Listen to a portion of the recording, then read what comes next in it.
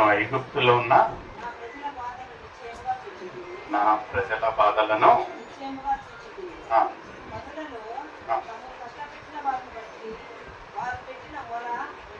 హల్లెలూయా. చూడండి ప్రియమైన సోదరుడా, మనం ఈ యొక్క శైల్వా ధ్యానాలలో ఉన్నప్పుడు ఈరోజు 7వ రోజు దేవుడు నడిపించిన విధానం కొరకే దేవుని స్తుతిస్తూ ఈరోజు దేవుని యొక్క సంకల్పము, దేవుని యొక్క నిర్ణయము, దేవుని యొక్క ప్లాన్ అంటే మన పట్ల ఉన్న ఒక ప్రణాళిక ఏముంటున్నది అనేది మనం చూసినట్లయితే ఎన్నో మార్లు ఏమవుతుందంటే మనము ఏదో ఒక సమస్యలో ఉండి దేవునికి మన ఒక సమస్య తెలుసా తెలియదా అనే ఒక ఆందోళన మనం ఉంటాము.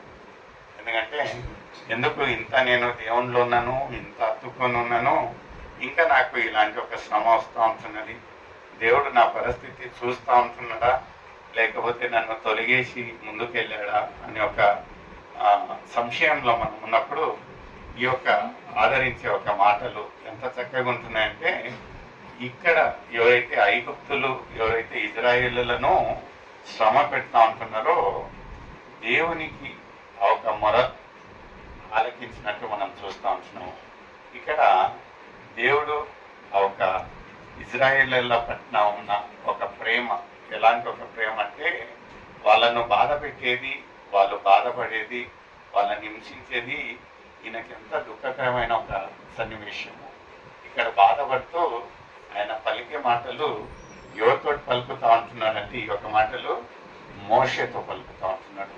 ఎందుకంటే ఆయన నిర్ణయించిన ఒక వ్యక్తి, నాయకుడు ఆ ఒక చెరసాలలో అంటే ఆ ఒక బంధకం నుంచి విడిపించేదానికి దేవుడు ఏర్పాటు చేసిన ఒక వ్యక్తిగా మోషే ఉంటున్నాడు. ఇక్కడ మోషేతో దేవుడు ఎంత చక్కగా మాట్లాడుతూ ఉంటున్నాడు, అక్కడ ఉండే పరిస్థితిని ఎంత చక్కగా చెప్తా ఉంటున్నాడంటే ఈ యొక్క 7వ వచనం 8వ వచనంలో మనం చూడొచ్చు. ఏమంటున్నదంటే ఇది, మరియు యెహోవా ఇట్లా నేను నా ప్రజలు, చూడండి ఎంత కనికరము, ఎంత ప్రేమ. ఎప్పటికీ మనం అనుకోవచ్చు మనము దేవుని బిడ్డలము, విశ్వాసులుగా ఉన్నప్పుడు, క్రైస్తవ బిడ్డలుగా ఉన్నప్పుడు నన్ను ఎవరు పట్టించుకుంటారు. అయితే ఎక్కడో ఐగుప్తులో ఉన్న ఈ యొక్క ఇజ్రాయేలులను దేవుడు పలికే మాటలు ఎలా ఉంటున్నాయంటే నా ప్రజలు అంటే ఆయనకు సంబంధించిన ఒక ప్రజలు. మనము ఇంకా ఎవరైతే విశ్వాసులం అంటామో, క్రైస్తవ బిడ్డలం అంటామో, మనము దేవుని పిల్లలుగా ఉంటున్నాము.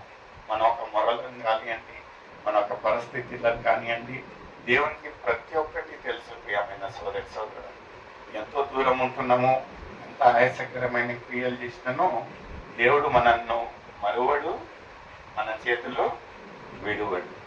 ఇక్కడ ఇంకా మోషేతో ఏమంటా అంటున్నాడంటే అక్కడ నా ప్రజలు బాధపడేది నాకు ఇక్కడ ఎంతో బాధగా ఉంటున్నది.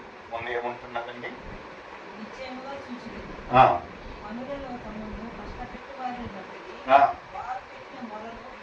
వారు పెట్టిన మొరలు. చూడండి, మన ఒక ప్రార్థన విన్నపాలు, మన ఒక మొరలు, మన కొరతలను దేవుడు వింటున్నాడో లేదో అనే ఒక సంశయం లేకుండా. ఎందుకంటే దేవునికి మన ఒక స్థితిగతులు అన్నీ తెలుసండి, మన పరిస్థితులు తెలుసు, మన మొరలు తెలుసు, మన కొరతలు తెలుసు. మనం యథార్థంగా మన ఒక విరిగి నలిగిన హృదయంతో దేవుని దగ్గర ఒక యథార్థ హృదయంతో వచ్చి మన ఒక విన్నపాలను పెట్టినట్లయితే దేవుడు అవన్నీ మొరలనన్నిటిని ఆలకించే దేవునిగా ఉంటున్నాడు. ఇక్కడ ఇంకా ఆయన ఏమంటా ఉంటున్నాడంటే వాళ్ళ యొక్క బాధలన్నీ నాకు తెలిసిపోతా ఉంటున్నాయి. అక్కడ వాళ్ళు పెట్టే ఒక హింసలన్నీ మనము ఈ యొక్క లోకరీతిగా ఉన్నప్పుడు లోకరీతిగా ఎన్నో రకాలుగా హింసలు వస్తాయండి.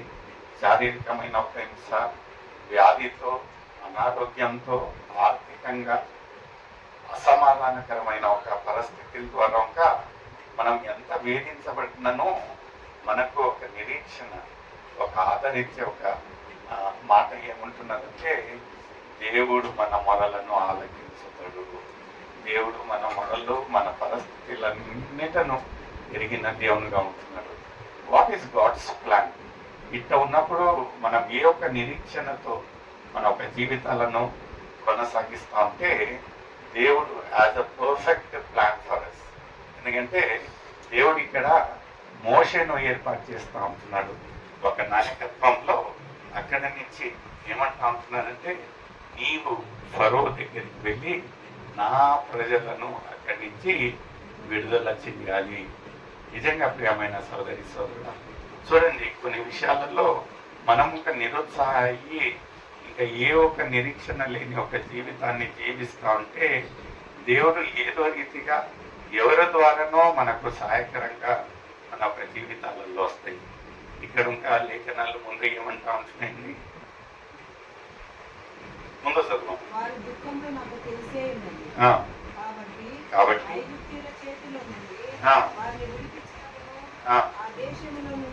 ఆ దేశము నుంచి చూడండి, మనము ఇప్పుడు సంగుతాంటున్నామేమో, గొనుగుతాంటున్నామేమో, మన పరిస్థితులు సరిలేవేమో, మన అనారోగ్యం సరిలేదేమో, మన ఆర్థిక పరిస్థితి సరిలేదేమో, కానీ దేవుడు ఏమంటా ఉంటున్నాడంటే ఈ యొక్క శ్రమలన్నీ తాత్కాలికంగా. ఎందుకంటే ఇక్కడ చూడండి, ఈ యొక్క ఇజ్రాయేలులో బంధకంలో ఉన్నారు. వాళ్ళు పని చేస్తేనే వాళ్ళకు ఆ రోజు గడిచేది. అలాంటి ఒక వ్యక్తులను, అలాంటి ఒక ప్రజలను దేవుడు చూడండి, వాళ్ళు బంధకంలో ఉన్నారంటే వాళ్ళకు సొంతమైంది ఏమీ లేదు. అయితే దేవుడు వాళ్ళ కొరకే ఏర్పాటు చేసే ఒక స్థలాలు ఎలా ఉంటున్నాయంటండి, విశాలమైన స్థలాలు. ఎలాంటి అండి? విశాలమైన స్థలాలు, మంచి దేశము. అది ఇంకా ఎలాంటి దేశం అంటండి, పాలు తేనె ప్రవహించే దేశం. హల్లెలూయా. చూడండి ప్రియమైన సోదర సోదరుడా, మనము దేవుని బిడ్డలుగా ఎన్నుక ఉన్నప్పుడు మనం ఎప్పటికీ నిరుత్సాహపడకూడదు. తాత్కాలికమైన ఒక శోధన, తాత్కాలికమైన ఒక రోదన ఉంటున్నది. మనం నిరుత్సాహపడకుండా ఒక నిరీక్షణతో దేవుడు మన ఒక పరిస్థితులను మార్చే దేవుడుగా ఉంటున్నాడు. ఎవరికైతే ఏ ఒక్క నిరీక్షణ లేదు, బంధకంలో వాళ్ళ స్థలం అనేది ఏమీ లేదు, అయితే దేవుని ఒక ప్రణాళిక, దేవుని ఒక ప్లాన్ వాళ్ళ పట్ల ఎలాంటి ఒక దేశానికి నడిపిస్తూ ఉంటున్నారంటే విశాలమైన ఒక దేశము, మంచి దేశము, పాలు తేనె ప్రవహించే దేశము. చూడండి, ఆ రోజు దేవుడు ఇజ్రాయేలులకు వాళ్ళ పట్ల ఉన్న ఒక ప్లాన్ దేవుడు ఈరోజు నీకు నాకు ఉంటా. నిజంగా ఈరోజు మనం ఏమన్నా రఫ్ టైంలో ఉంటున్నామేమో, ఏదో అసమాధానంగా ఉంటున్నామేమో, కానీ ఒక క్రైస్తవ బిడ్డలుగా, ఒక విశ్వాసులుగా, ఒక నిరీక్షణతో మనం జీవించాలి. ఎన్నో మార్లు ఏమవుతాయంటే మనం దేవునిలో నడుస్తూ ఉంటాము, అయితే కొంచెము శోధన వచ్చాదనుకోండి, మనల్లో మనము తొట్టిల్లి అక్కడి నుంచి పక్కకు తొలుగుతాము. అందుకే దేవుడు ఏమంటా ఉంటున్నాడంటే మనకు ఒక చాయిస్ ఇస్తా ఉంటున్నాడు. చాయిస్ అంటే ఏంటండి తెలుగులో? చాయిస్ అంటే ఏమంటారు? అవకాశం ఇస్తా ఉంటున్నాడు. ఆయన ఫోర్స్ఫుల్ గా ఇదే చేయాలి, ఇలానే ఉండాలని చెప్పటం కంటే ఆయన ఒక అవకాశం. మత్తయి రాసిన సువార్త 7వ అధ్యాయము 14వ వచనంలో ఆయన మన పైన ఏం ఫోర్స్ చేయటం కాదు, ఆయన మనకు ఒక ఆప్షన్ ఇస్తా ఉంటున్నాడు. ఏది కరెక్ట్, ఏది తప్పనేది మనకు తెలుపుతా ఉంటున్నాడు. ఇక్కడ మత్తయి రాసిన సువార్త 7వ అధ్యాయము 14వ వచనం ఏమంటా ఉంటున్నదండి, ఆ దారి విశాలంగా ఉంటున్నది, దాని ద్వారా అనేకులు జీవమునకు పోవు ద్వారము ఇరుకును ఆ దారి. చూడండి, ఇప్పుడు ఈ రోజులో మనకేమన్నా ఇలాంటి ఒక 2 మార్గాలు ఒక ఆప్షన్ ఇచ్చినట్లయితే, ఇక్కడ చూస్తే ఇరుకైన దారి, ఇక్కడ చూస్తే విశాలమైన దారి. మనం ఏ ఒక దారి ఎన్నుకుంటామండి? యాదండి, విశాలమైంది. ఎందుకంటే ఇప్పుడు రంజాన్ మార్కెట్ చూశారు. రంజాన్ మార్కెట్లో 2 రకాలుగా దారులు ఉంటాయి.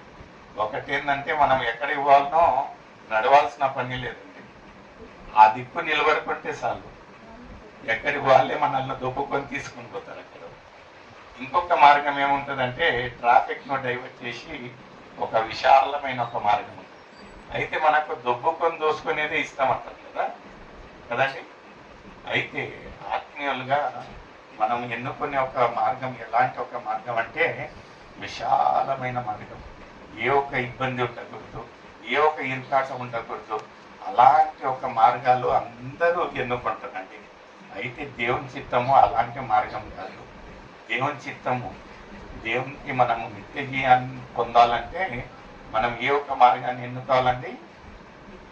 ఇరుకైన మార్గం. ఇరుకైన మార్గం ఉంటే అందులో ఉండే ఒక శ్రమలు అందులో ఉండే ఎందుకంటే ఇక్కడ మనం శ్రమ పొందినట్టయితే అక్కడ మనము విశ్రాంతి చేస్తాము, విశ్రాంతి కలుగుతాము. అక్కడ చక్కగా దేవుడు ఏర్పాటు చేసిన ఒక బంగారపు వీధులలో మనం నడుస్తాము.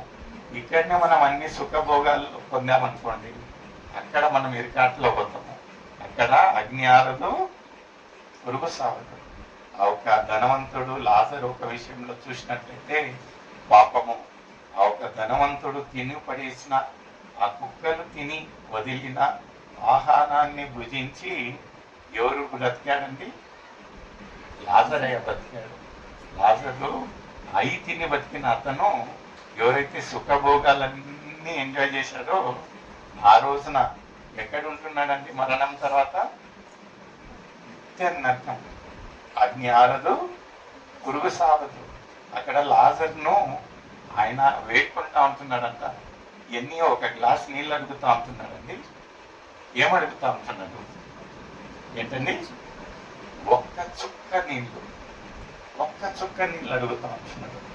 ఎంత భయంకరమైన ఒక పరిస్థితులు మనము ఈరోజు లోకరీతిగా ఎంజాయ్ చేస్తూ ఉంటున్నాము, లోకరీతిగా మనం చక్కగా ఉంటున్నాము. నాకు ఇక్కడైతే ఇప్పుడు శంతకాలం కదండి, ఎండాకాలం వచ్చినప్పుడు ఫ్యాన్లు, ఏసీలు ఏం వేసుకున్నా ఆ రూమ్ చక్కగా ఉంటుంది, అక్కడంతా తిరుగుతాం మనం. అయితే రాబోయే రోజులలో ప్రియమైన సోదరుడు, అగ్ని ఆరదు, పురుగు సావదు. ఆ ఒక ధనవంతుడు ఎవరైతే ఇక్కడ ఎంజాయ్ చేశాడో, ఆ ఒక దరిద్రుడు లాజర్ దగ్గర ఏం కోరుతా ఉంటున్నాడు? ఒక్క చుక్క నీటి కోసం. అలాంటి ఒక పరిస్థితి రాకుండా ఒక హెచ్చరిక నీకు నాకు అయితే ఉంటున్నది. లోకరీతిగా కాకుండా మనము దేవుని యొక్క మార్గంలో నడిచినట్లయితే దేవుడు ఏమంటా అంటున్నాడు? నేనే సత్యమును, మార్గమును, నేనే జీవమును. నిజంగా ఇప్పుడు ఒక అర్ధ గంట క్రితము నా ఒక మంచి స్నేహితుడు ఫ్రాన్సిస్ నడుచుంటున్నాడు. సుమారు రోజుల తర్వాత మేము మాట్లాడుకుంటూ ఆయన ఏమన్నాడంటే, కుమార్, మనము దేవుని సత్యాన్ని తెలుసుకున్నది చాలా గొప్ప సంగతి. ఎందుకంటే ఒక్కసారి మనం సత్యాన్ని తెలుసుకున్నట్లయితే వేరేటి ఏమి మనము ఆశించము. మనకు తెలిసిపోతుంది ఏది కరెక్ట్.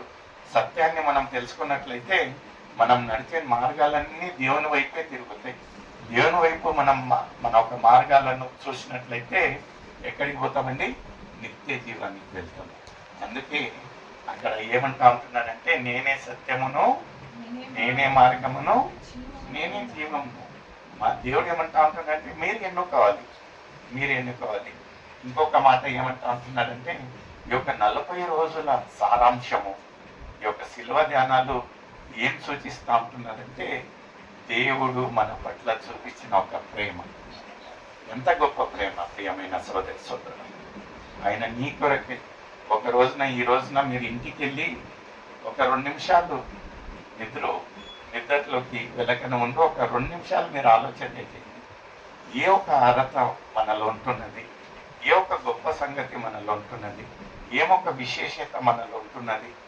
యేసయ్య మన కొరకై ఒక సిలువలో వేయాడండి. ఆయన ఒక ఆఖరి బొట్టు రక్తం వరకు మన కొరకై దారపోశాడు. అంత అరులమా మనము? ఎందుకంటే ఉదయాన్నే లేచి రాత్రి పనుకునేంత వరకు మన ఒక పాపిష్టి జీవి కదండి. నేను ఎవరిని విమర్శించటం లేదు. వాస్తవంగా చూసినట్లయితే దేవునికి ఆయాసకరమైన క్రియలే చేస్తాం. ఇక్కడ ఇంకా ఆయన చెప్పిన మాట ఏమంటా ఉంటున్నారంటే, నిజంగా దేవుడు ఆ శిలువ పైన చూపించిన ఒక ప్రేమ, నిజంగా ప్రేమ మనలో ఉన్నట్లయితే నిజంగా ఏ ఒక్క కచ్చా ద్వేషాలు మన దగ్గరికి రావండి. మనలో కచ్చా ద్వేషం ఉన్నట్లయితే ప్రేమ అనేది ఉండదు. నిజంగా మనం దేవుని బిడ్డలుగా అక్కడ ఒక నిర్గమకాండంలో ఏమంటా ఉంటున్నాడంటే నా ప్రజలు. చూడండి, దేవునిలో ఏ ఒక్క పక్షపాతం లేదు. ఎందుకంటే అక్కడి ఆడనో బాధపడతా ఉంటే, అక్కడి ఆడనో వాళ్ళని హింసిస్తూ ఉంటే, ఇక్కడ దేవునికి ఉన్న ఒక బాధ, ఆయన వాళ్ళ పట్ల ఉన్న ఒక ప్రేమ, ఆయన పట్ల ఉన్న ఒక కనికరం ఎలాంటిదంటే బాధపడుతూ మోషకి చెప్తా ఉంటున్నారంట, నా ప్రజలు, నా ప్రజల మొరలు నాకు ఇక్కడి వరకు వినిపిస్తూ ఉంటున్నాయి. చూడండి, ఈరోజు ఇంకా మనము యథార్థంగా దేవుని బిడ్డగా ఉన్నట్లయితే దేవుడు మన మొరలను ఆలకించుతాడు. ఆయన మర్చిపోయే దేవుడు కాదండి. ఆయన మన పేర్లు ఎక్కడ చెప్పుకున్నాడండి? అరిచేతిలో. నేను ఎక్కడన్నా రాసి మర్చిపోతానేమో, ఆ పేరు నాకు గుర్తుండాలని ఎక్కడ రాసుకున్నాడంటండి? అరిచేతిలో రాసుకున్నాడు. నిజంగా మనల్ని మర్చిపోయే దేవుడు కాదు. ఈ యొక్క శిలువ ధ్యానంలో మనం తెలుసుకోవాల్సిన ఒకే ఒక విషయం ఏంటంటే ప్రేమ. చూడండి, ప్రేమ ఉన్నట్లయితే నిజంగా దేవునితో ఉన్న ఒక రిలేషన్షిప్. ఈరోజు ఎంత చక్కగా ఒక వాట్సాప్ స్టేటస్లో నేను పెట్టానండి. సిలువ ఉంటున్నది, అందులో యేసయ్య పొందే ఒక శ్రమలు ఉంటున్నాయి. పైన ఏం రాసిందంటే this is not a religion, it is a relationship. ఎంత చక్కగా ఏంటండి. ఇది రిలీజన్ కాదు. సిలువ చూడంగానే మనకి ఏమనిపిస్తుంది అంటే అరే ఇదేమో మతం అనిపిస్తుంది, సిలువ గుర్తంటే మతమే అనిపిస్తుంది. అయితే ఎంత చక్కగా ఏమంటా ఉంటున్నాడంటే this is not a religion, it is a relationship. Relationship అంటే మనకు ఆయనకున్న ఒక సంబంధం. ఎలాంటి ఒక సంబంధం అంటే ఆయన ఒక ప్రాణాన్నే పెట్టే అంత ప్రేమ మన కొరకై, ఆయన ఒక రక్తాన్ని దారపోసేంత ప్రేమ. మనకు అలాంటి ప్రేమ ఉంటున్నదండి. నిజంగా ఇంత ప్రేమగా మనం మాట్లాడతాము. శ్రమల రోజులన్నీ క్రమంగా ఆచరిస్తాం, ఉపవాసం ఉంటాము, విశ్వాసంతో ఉంటాం. కానీ మనలో ప్రేమ లేదనుకోండి, ఇంకా ఆ ఒక విషయాన్ని ఏమనాలనో నాకు తెలియదు. ప్రేమ గుణం ఉండాలి ప్రియమైన సోదరు.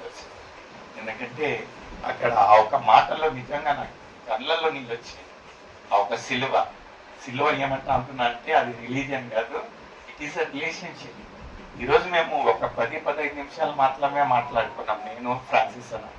అయితే ఆ 10-15 నిమిషాలు ఎంత చక్కగా ఏమంటా అంటున్నాడంటే మనం ఎవరు, మన గురించి ఆయన ఎందుకు సిలువలో వేలాడారు, ఆయన ఎందుకు ముళ్ళ కిరీటం పెట్టుకున్నాడు, ఆయన ఎందుకు గాయాలను పొందుతూ.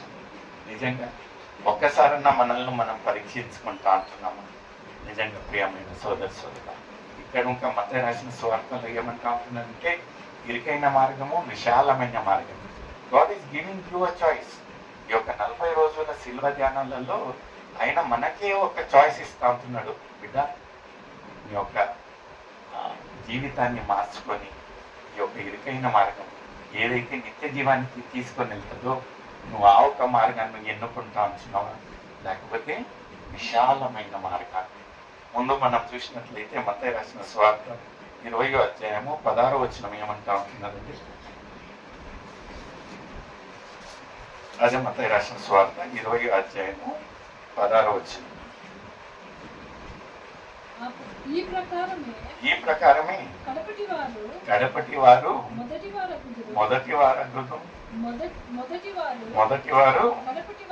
ఇది ఎందుకంటే నిజంగా మనము కొన్ని విషయాలను మన ఒక జీవితాలలో జరిగినప్పుడు మనలో ఒక మార్పు అనేది ఉంటుందండి. మనం నిజంగా యథార్థంగా మన ఒక హృదయాలను దేవునికి సమర్పించి దేవునికి అంకితం అవుతాం. అయితే కొన్ని రోజుల తర్వాత ఏమవుతాయంటే శోధనలు వచ్చే కొద్దీ, శోధనలు, బాధలు, రోదనలు వచ్చే కొద్దీ ఏమవుతామంటే మనం కృంగిపోతాం. ఒక్కసారి అనిపిస్తుంది నిజంగా ముందు ఉన్న జీవితం బాగున్నదేమో, ఎందుకు నేను దేవుళ్ళు వచ్చిన తర్వాత ఇంత వేదన ఎందుకు, ఇంత శోధన ఎందుకు, నిజంగా నాకు అవసరమా అని మనము చిన్నగా ఏమవుతుందంటే మన ఒక ఆత్మీయ జీవితం సన్నగిల్లుతుందండి. చిన్నగా మనం ఏం చేస్తామంటే ఒక్కొక్క అడుగు ముందు వేయకుండా ఏం చేస్తామండి? వెనక్కి వేస్తూ దాన్ని బ్యాక్ స్లైడింగ్ అంటారు. బ్యాక్ స్లైడింగ్ అనగా మనము దేవుని దగ్గర నుంచి దూరమైతూ వెళ్తాం. ఒక సన్నివేశంలో చూసినట్లయితే కడపటి వారు అంటే ఎవరినైతే మనము ఆత్మీయ రీతిగా బోధన చెప్పామో, ఎవరైతే మనము మార్చామో, ఆఖరి రోజులలో ఏమవుతారంట? వాళ్ళు మనకంటే ముందుంటారంట. ఎవరైతే అన్ని చెప్పి తెలుసుకుని ఉంటారో ఎక్కడ ఉంటారంటండి? వెనక. ఎలా ఉంటున్నది మన ఒక ఆత్మీయ జీవితం? నిజంగా మనం వెనకబడి ఉంటున్నామా? లేకపోతే నిరీక్షణతో, ఒక గట్టి విశ్వాసంతో దేవుని వైపు చూస్తూ ఏ ఒక బాధ ఉన్నను, దేవా నీకు అన్నీ తెలుసు. ఎందుకంటే ఏ దేవుడు ఆ రోజే చెప్తా ఉంటున్నాడు. నిర్గమకాండం అంటే బైబిల్లో ఎన్నో బుక్ అండి? ఎన్నో బుక్ అండి? రెండో బుక్. 66 పుస్తకాలలో రెండో బుక్లోనే ఆయన ఏమంటా ఉంటున్నాడంటే, నా ప్రజల మొరలు, నా ప్రజల హింస, మా ప్రజల పరిస్థితి నాకు తెలుసు అంటా ఉంటున్నాడు. మన ఒక పరిస్థితులు ఆయనకు తెలియదా? ఎలా ఉంటున్నది? మనం నిరుత్సాహపడకూడదు ప్రియమైన సోదరి సోదరుల. యథార్థంగా మనం వెలిగి నలిగిన హృదయాలను దేవునికి ఇచ్చి, దేవా ఇది నా ఒక పరిస్థితి, నా ఒక స్థితిగతులను ఎరిగిన దేవా నీవే, పరిస్థితులను మార్చే దేవా నీవే అని మనం యథార్థంగా మన హృదయాలను దేవునికి సమర్పించి ఆత్మీయంగా మనం ఎదగాలనుకుంటే, ప్రేమించే దేవుడు, నమ్మగలిగిన దేవుడు ఆ రోజు పలికే మాటలు ఈ రోజు ఇంకా అదే పలుకుతూ ఉంటున్నాడు. నీ యొక్క పరిస్థితులను మార్చే దేవుడిగా ఉంటున్నాడు. మనము మొదటి వారిగా ఉంటున్నామా, కడపటి వారిగా ఉంటున్నామా అనే ఒక ప్రశ్న నీకు నాకైతాం. మనమందరం కళ్ళు మూసుకుందాం ప్రియమైన సోదరు. మనం ఇంకా దేవునికి దూరంగా ఉన్నట్లయితే ఇదే అనుకూలమైన సమయం, ఇదే రక్షణ దినమై ఉంటున్నది. మనం ఇంకా విరిగి నలిగిన హృదయాలను, మన యొక్క పరిస్థితులను దేవునికి సమర్పిస్తాం. నమ్మగలిగిన దేవుడు, ప్రేమ కలిగిన దేవుడు, నిన్ను నన్ను ప్రేమించే దేవుడు, నిన్ను నన్ను క్షమించి ఆయన ఒక బిడ్డగా అంగీకరించేదానికి వేచి ఉంటుంది. మనం మౌనంగా ఉండకుండా మన యొక్క హృదయాలను దేవునికి సమర్పిస్తాం.